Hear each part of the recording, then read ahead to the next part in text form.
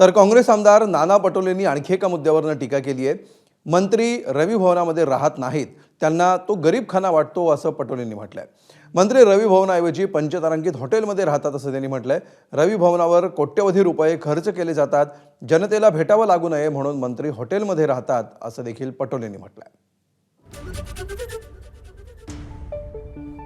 आपल्यासोबत विरोधी पक्षातील ज्येष्ठ नेते व काँग्रेसचे आमदार नाना पटोले। भाऊ, हिवाळी अधिवेशन सुरू आहे, रवी भवन ओस पडलेला आहे, बहुतांश मंत्री हे रॅडिसन हॉटेल किंवा वेगवेगळ्या हॉटेलमध्ये थांबताना पाहायला मिळत आहे।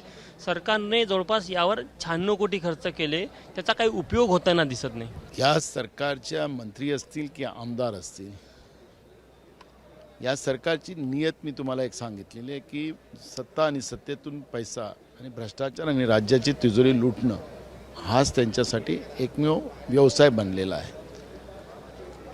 हे जे 96 कोटीचे टेंडर काढून रवी भवनला चांगलं करण्याचं काम केलं, तिथं मंत्री का थांबत नाही? तर ते 96 कोटी रुपयातही मलिंदा त्या ठिकाणी खाण्यात आला कॉन्ट्रॅक्टरसोबत, त्याच्यातही टक्केवारी झालेली आहे।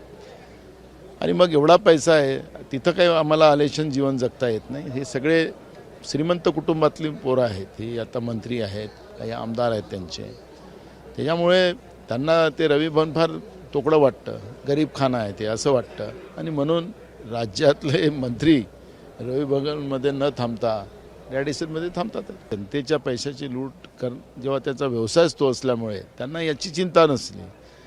रवी भवन याच्यासाठी आहे की मंत्र्यांना तिथं भेटू शकलं पाहिजे, रवी भवन याच्यासाठी आहे की लोकांची कामं झाली पाहिजे। मंत्रीच तिथं थांबत नाही, रॅडिसनमध्ये भेटता येत नाही, आणि म्हणून आता यांना जनतेची गरजच नाही असं या सरकारचं मानसिकता झालेली आहे। आणि यांना बेईमानी निवडून आलेले लोक आहेत, हे लोकांमधून आलेलेच नाही, त्याच्यामुळे ते तसं वागतात। तरी विसर पडला रवी भवनचा, विधानसभेत मांडतो। कॅमेरामॅन अमोल देशमुखसह तुषार कोहळे, एबीपी माझा, नागपूर। एबीपी माझा, उघडा डोळे बघा नीट।